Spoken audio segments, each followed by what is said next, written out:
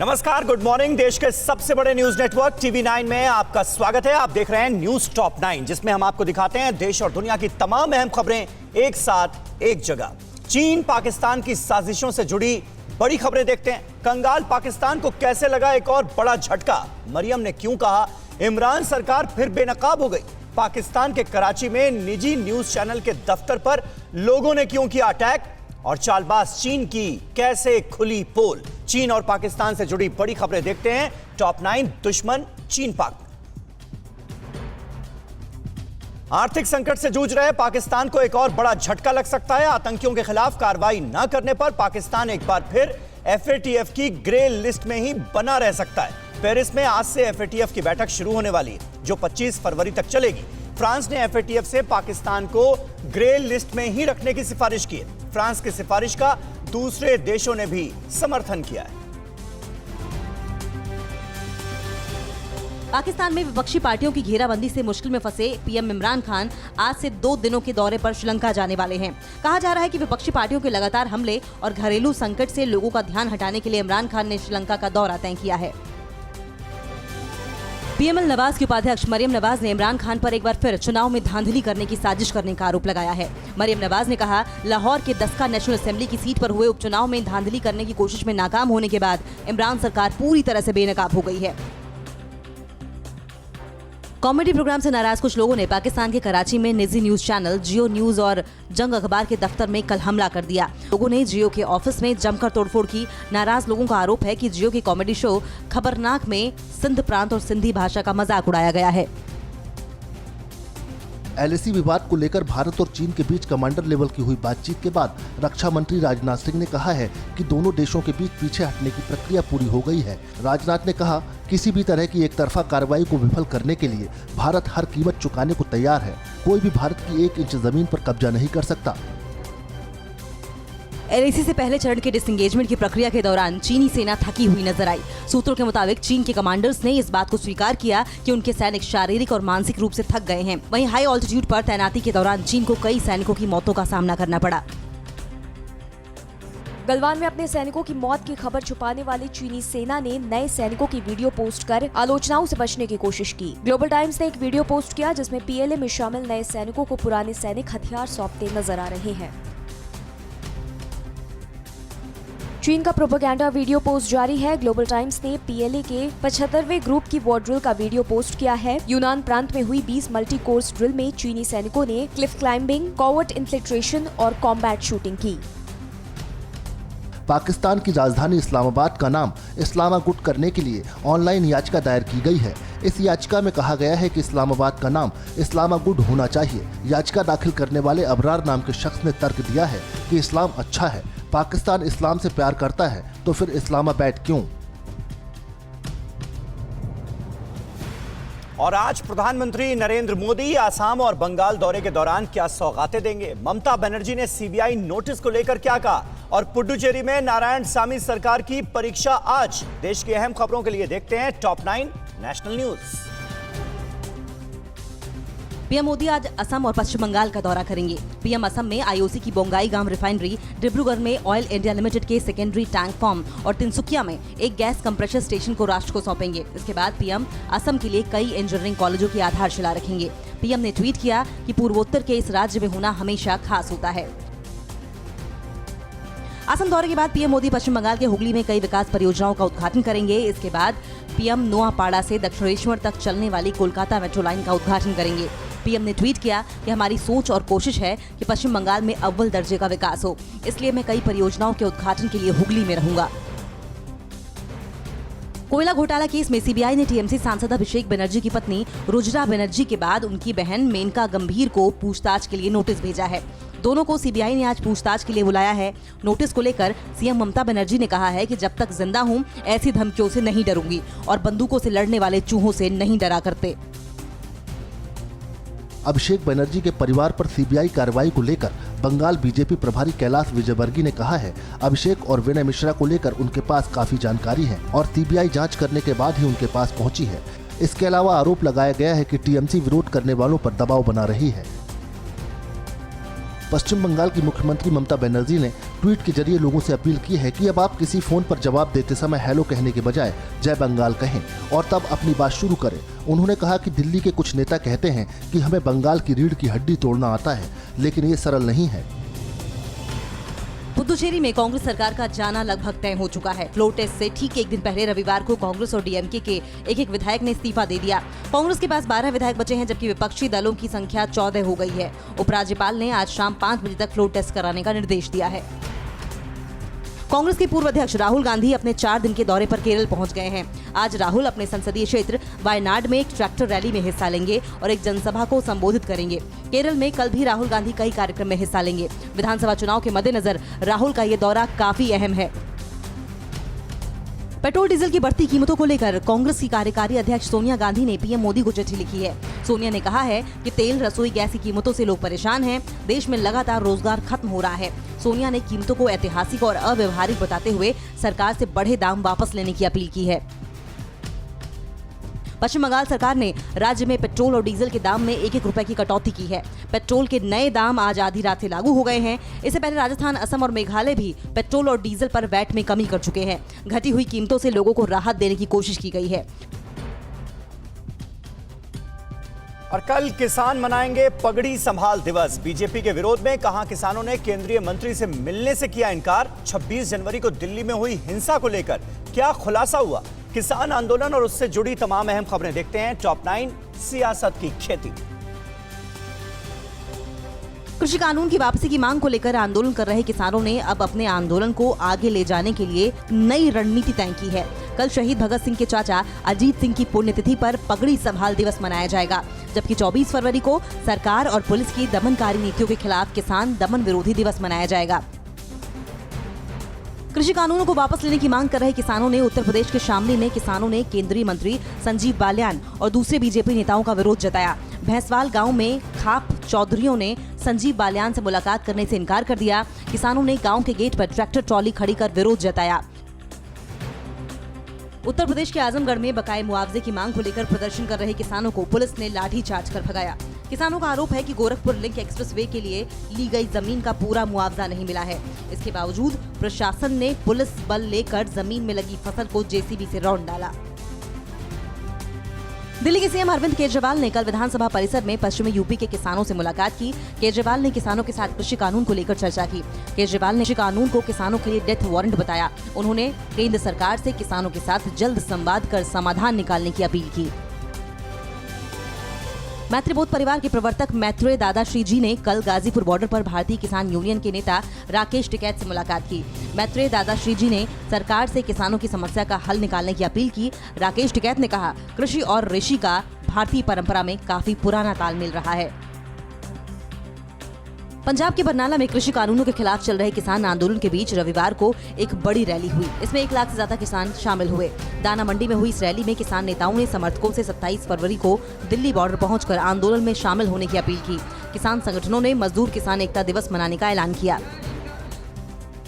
भारतीय किसान यूनियन उग्रहान के अध्यक्ष जोगिंदर सिंह ने कहा है कि 26 जनवरी को दिल्ली में हुई हिंसा अचानक नहीं हुई थी, बल्कि ये पूर्व नियोजित थी। इसकी तैयारी पहले से की गई थी। उग्रहान ने ये बातें पंजाब के बरनाला में एक किसान रैली को संबोधित करते हुए कही।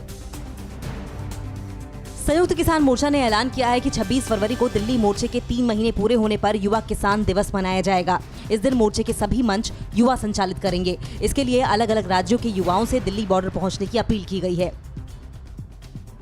टूलकिट मामले में आरोपी क्लाइमेट एक्टिविस्ट दिशा रवि को आज दिल्ली के पटियाला हाउस कोर्ट में पेश किया जाएगा। उसकी 3 दिन की न्यायिक हिरासत आज खत्म हो रही है। दिल्ली पुलिस दिशा रवि को फिर हिरासत में लेने की मांग कर सकती है। और एक ही परिवार के 7 लोगों की हत्या की दोषी शबनम की फांसी में क्यों हो सकती है देरी? केंद्रीय मंत्री स्मृति ईरानी कहां खरीदेंगी अपना एक और घर? मध्य प्रदेश के पूर्व सीएम कमलनाथ कहां लिफ्ट में फंस गए? राज्यों की अहम खबरें देखते हैं टॉप 9 राज्य विशेष में। रामपुर जेल में बंद शबनम की फांसी की तारीख अभी तय नहीं है। शबनम ने इस मामले में सीबीआई जांच की मांग की है। कल शबनम के बच्चे के केयरटेकर उस्मान ने जेल में उसे अपने बेटे से मिलवाया था। आपको बता दें कि साल 2008 में शबनम ने अपने प्रेमी के साथ मिलकर अपने परिवार के 7 लोगों की हत्या कर दी थी। आज उत्तर प्रदेश, बिहार और मध्य प्रदेश की विधानसभा में बजट पेश किया जाएगा। यूपी में योगी सरकार पेपरलेस बजट पेश करेगी। यूपी के इतिहास का ये सबसे बड़ा बजट होने का अनुमान है। यूपी सरकार का बजट 5.5 लाख करोड़ से अधिक का होगा। बिहार में नीतीश सरकार 2,20,000 करोड़ का बजट पेश कर सकती है। आज अमेठी दौरे पर रहेंगी स्मृति ईरानी। स्मृति ईरानी ने चुनाव में अमेठी के लोगों के बीच रहकर काम करने का वादा किया था। अब वो अमेठी में अपना घर बनवाएंगी। स्मृति आज 12 बजे कलेक्ट्रेट परिसर स्थित उप निबंधक कार्यालय में जमीन का बैनामा कराएंगी। सीएम शिवराज सिंह चौहान ने पूर्व सीएम कमलनाथ का हालचाल जाना। कमलनाथ डीएनएस अस्पताल की जिस लिफ्ट में सवार थे वो लिफ्ट गिर गई। हालांकि लिफ्ट में सवार सभी लोग सुरक्षित हैं। सीएम शिवराज सिंह चौहान ने जांच के आदेश दिए हैं। पूर्व मंत्री रामेश्वर पटेल भी हालचाल जानने पहुंचे थे। दिल्ली के चांदनी चौक में रातों रात बनाए गए हनुमान मंदिर को लेकर पीडब्ल्यूडी ने दिल्ली पुलिस को एक शिकायत भेजी है। पीडब्ल्यूडी द्वारा भेजी गई चिट्ठी में मंदिर शब्द का जिक्र किए बिना शिकायत की गई है। मंदिर को लेकर सियासत भी खूब हो रही है। एमपी के शहडोल में किडनैपिंग और गैंगरेप का मामला सामने आया है। पुलिस ने लड़की की शिकायत पर जैतपुर बीजेपी के मंडल अध्यक्ष समेत 4 लोगों के खिलाफ गैंगरेप का केस दर्ज किया है। घटना के बाद से चारों आरोपी फरार हैं। पुलिस ने आरोपियों की तलाश शुरू कर दी है। जमशेदपुर के बिष्टपुर में अल्कोर होटल में शादी समारोह के दौरान गैस सिलेंडर फटने से 20 लोग घायल हो गए। घायलों को टीएमसीएच अस्पताल में भर्ती कराया गया है। आग की सूचना मिलते ही मौके पर दमकल की 2 गाड़ियां पहुंची और आग पर काबू पाया। सिटी एसपी और एसडीएम भी मौके पर पहुंचे। दिल्ली एनसीआर में लगभग 11 महीनों बाद लोकल ट्रेनें फिर से पटरी पर लौटने जा रही हैं। कोरोना की वजह से 24 मार्च 2020 से ही लोकल ट्रेन सेवाओं को बंद कर दिया गया था। दिल्ली से गाजियाबाद, पलवल, पानीपत सहित आसपास के अन्य शहरों के बीच भी लोकल ट्रेनें चलेंगी। हैदराबाद के अयांश की जिंदगी बचाने के लिए उसके माता पिता ने मदद की अपील की है। अयांश स्पाइनल मस्कुलर एट्रोफी नाम की दुर्लभ बीमारी से पीड़ित है। अयांश के इलाज के लिए 16 करोड़ रुपए की जरूरत है। अयांश के माता पिता क्राउड फंडिंग के माध्यम से 1.35 करोड़ रुपए ही जुटा पाए हैं।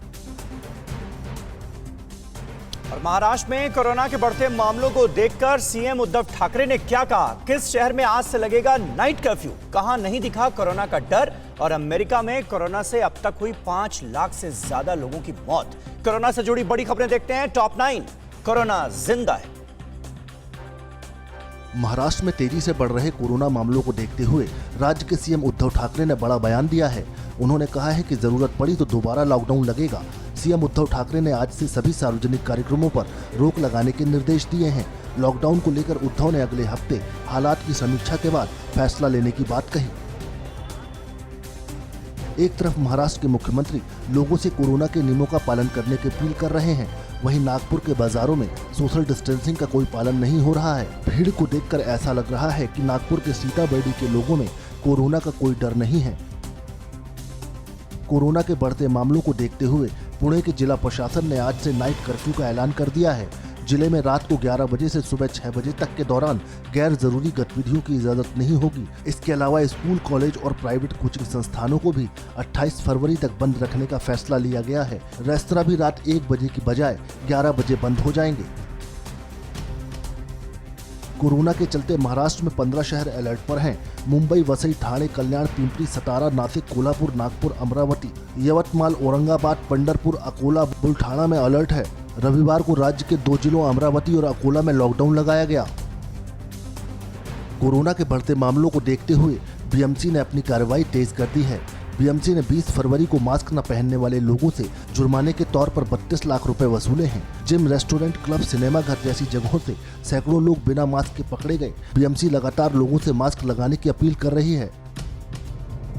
कोरोना के खतरे को देखते हुए आज से यात्रा को लेकर नए इंटरनेशनल नियम लागू हो रहे हैं। नई एसओपी के मुताबिक अगले 14 दिन के लिए यूके, यूरोप और मध्य पूर्व में आने वाली उड़ानों से आने वाले सभी विदेशी यात्रियों को अपने यात्रा इतिहास को बताना होगा। Centre for cellular and molecular biology के एक रिसर्च में खुलासा हुआ है कि भारत में 5000 से ज्यादा कोरोना के वेरिएंट हैं। कोरोना वायरस का N440K वेरिएंट देश के दक्षिणी राज्यों में तेजी से फैल रहा है। इसे काबू करने के लिए इस पर लगातार नजर बनाए रखने की जरूरत है। कोरोना की वजह से कश्मीर घाटी में करीब 10 महीने से बंद ट्रेन सेवा आज फिर से शुरू हो रही है। बनिहाल बारामूला रेल सेवा को प्रशासन ने पिछले साल कोरोना महामारी के दौरान किए गए लॉकडाउन के तहत बंद कर दिया था। रेल सेवा शुरू होने से कश्मीर आने वाले सैलानियों को भी इसका फायदा होगा। अमेरिका में कोरोना का कहर थमने का नाम नहीं ले रहा। अमेरिका में कोरोना से मरने वालों की तादाद 5 लाख के पार पहुंच गई है। पिछले 24 घंटे में ही अमेरिका में कोरोना से 1142 लोगों की मौत हुई। अमेरिका में 2,87,00,000 कोरोना के मरीज हैं। कोरोना संक्रमित मामले में अमेरिका पहले नंबर पर है। और ईरान में परमाणु कार्यक्रम को लेकर जांच पड़ताल करने पहुंची इंटरनेशनल एटॉमिक एनर्जी एजेंसी ने क्या कहा? अमेरिका ने क्यों दिए ईरान पर से बैन हटाने के संकेत? यमन में चल रहे युद्ध से अमेरिका खुद को अलग करने में क्यों जुटा है? और किम जोंग को डोनाल्ड ट्रंप ने क्या ऑफर दिया है? देखते हैं top 9 world battle ground. Iran के परमाणु कार्यक्रमों की जांच पड़ताल करने तेहरान पहुंचे इंटरनेशनल एटॉमिक एनर्जी एजेंसी की ईरान के अधिकारियों के साथ सार्थक बातचीत हुई है। बातचीत के बाद IAEA ने कहा कि ईरान के साथ अस्थायी समाधान निकल गया है, लेकिन अभी तक IAEA और ईरान के बीच कैसी सहमति बनी है इसका खुलासा नहीं हुआ है। ईरान ने एक बार फिर साफ किया है कि उसका इरादा परमाणु हथियार बनाने का नहीं है। विदेश मंत्री मोहम्मद जावेद जरीफ ने कहा है कि अमेरिका को न्यूक्लियर डील पर लौटना होगा, उसे ईरान पर लगाए प्रतिबंधों को हटाना होगा। हम किसी दबाव में नहीं आने वाले हैं। बिना प्रतिबंधों को हटाए ईरान न्यूक्लियर डील को आगे नहीं बढ़ाएगा।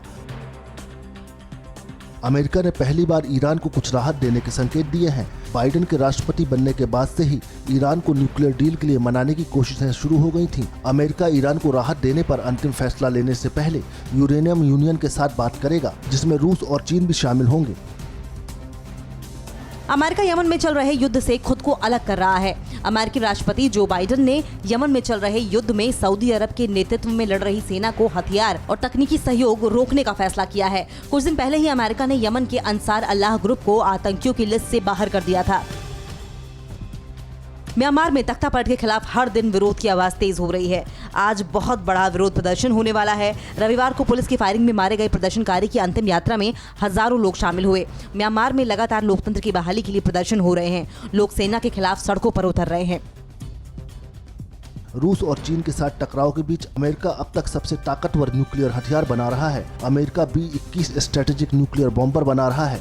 अमेरिका B-21 में उस स्टील टेक्नोलॉजी का प्रयोग कर रहा है जिसको रूस की S-400 डिफेंस सिस्टम का रडार भी नहीं पकड़ पाएगा।